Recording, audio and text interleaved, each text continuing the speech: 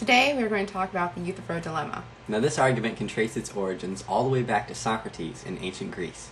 Now since Plato is the primary source of the Socratic dialogues, he's another Greek philosopher, almost any collection of Plato's works will include the Euthyphro Dilemma. If you guys are interested in reading it for yourself, it's pretty good. Now if you're a regular viewer of my channel, then you probably know that I talk about the moral argument for God's existence quite a bit.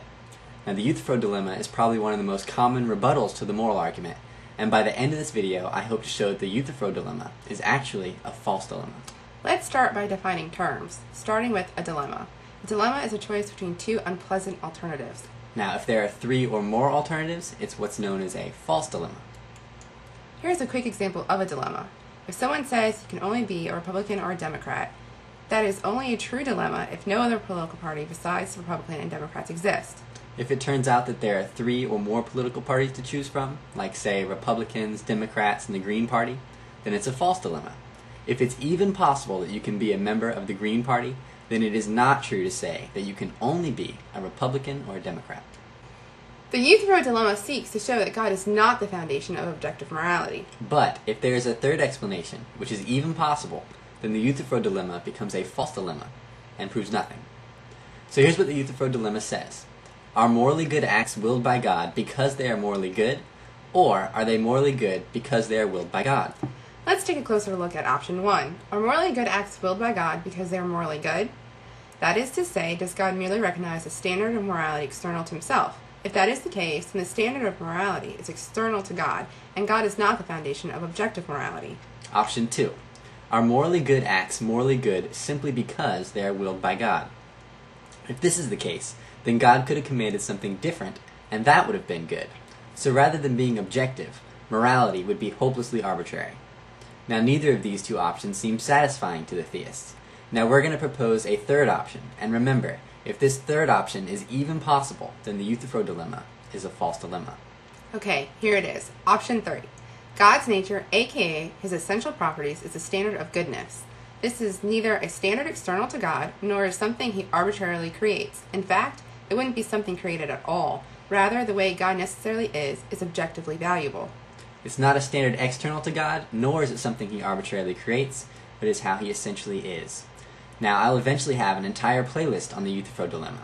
I'll be addressing objections to the argument I just made, and be answering questions like, is God's nature arbitrary, in this link.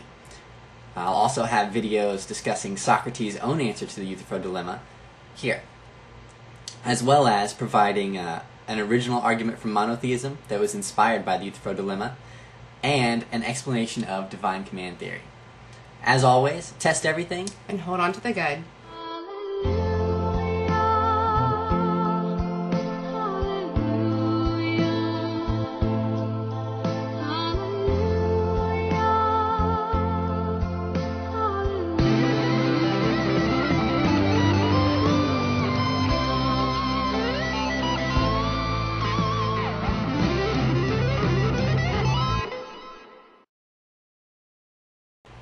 Today we are going to talk about the Euthyphro Dilemma.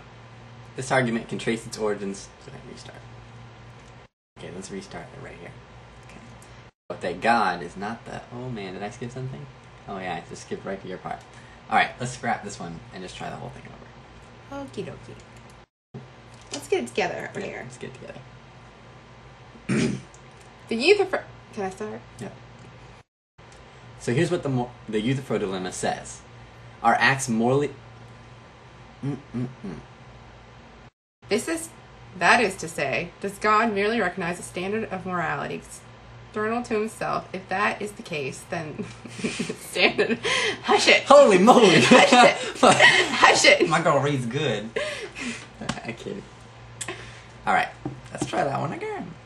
The Euthyphro Dilemma seeks to show that God is not the foundation. We got this.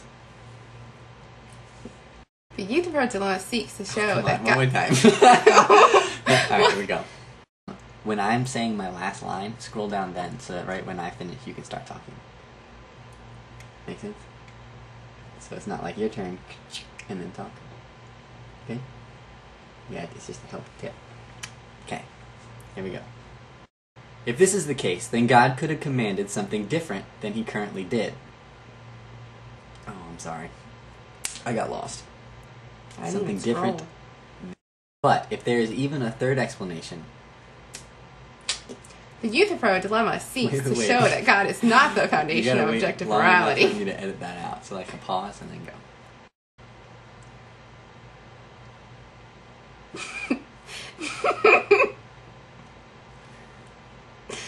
The Euthyphro Dilemma seeks... Oh, come on! You wait until I stop being serious and then you start. Alright, here we go.